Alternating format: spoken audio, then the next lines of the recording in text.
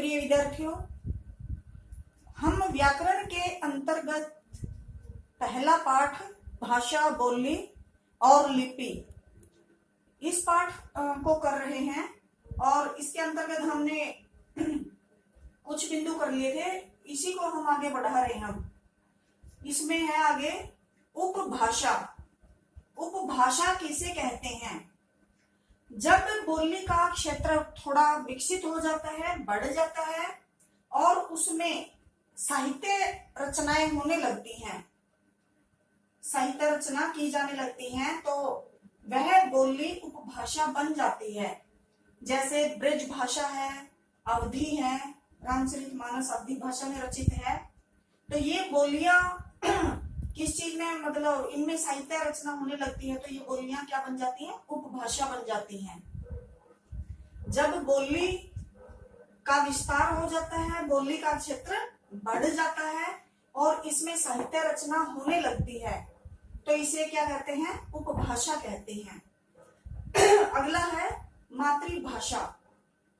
मातृ का मतलब है माँ। जिस भाषा को सबसे पहले बच्चा अपने घर परिवार से सीखता है वह मातृभाषा होती है। जैसे हिंदू परिवार में जन्म लेने वाले बच्चे की मातृभाषा क्या होगी? हिंदी। पंजाबी परिवार में जन्म लेने वाले बच्चे की पंजाबी। नंबर 3 राष्ट्रभाषा। बेटा, जब जिस भाषा का प्रयोग देश के अधिकांश लोगों के द्वारा किया जाता है वह उस देश की राष्ट्रभाषा है।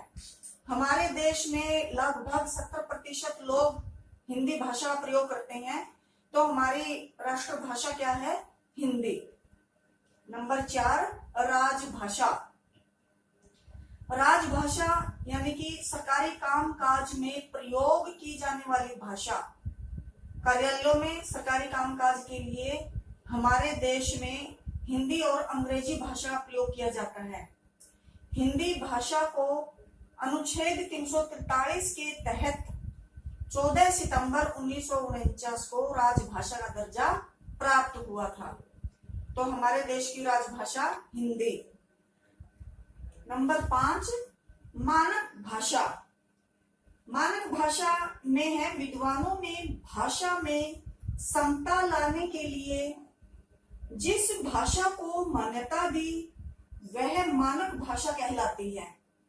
और बेटा, इसमें केंद्रीय हिंदी निदेशालय समय समय पर इसमें परिवर्तन करती रहती है और जो कुछ भी परिवर्तन होता है उससे लोगों को अवगत करवाती रहती है, लोगों को सूचित भी करती रहती है। जैसे पहले प्रयोग होता था, जैसे हम पहले लिखते थे, यहां मैं लिख कर बता रही हूं आपको, जैसे खंड लिखा जाता था, लेकिन अब अनुस्वार का प्रयोग किया जाता है, ऊपर बिंदी का। खंड है, मंच है, ऐसे ही झ का प्रयोग किया जाता था। पहले झ को ऐसे लिखा जाता था, लेकिन मानक, इसका मानक रूप क्या है? झ, प्रचलित रूप। जैसे गई है, गई, लेकिन अब इसका प्रचलित रूप क्या है? गई, यानी कि ई को ही, उसका ही मूल रूप लिखा जाता है।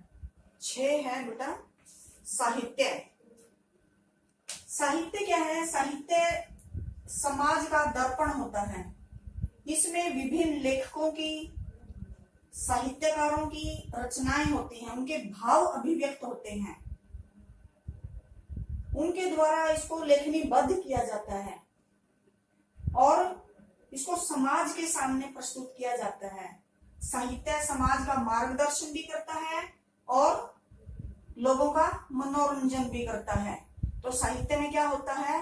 लेखकों की और कवियों की रचनाएं होती हैं, इसमें उनके भाव इसमें लिखे होते हैं, इसमें लेखनीबद्ध करते हैं वो अपने भावों को, विचारों को, अपनी अभिव्यक्तियों को।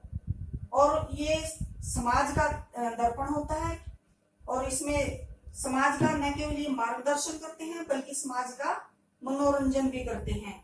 इसके 2 भेद हैं, 2 रूप हैं, गद्य और पद्य। गद्य के अंतर्गत क्या क्या आता है? जो भी कहानी है, निबंध है, उपन्यास है,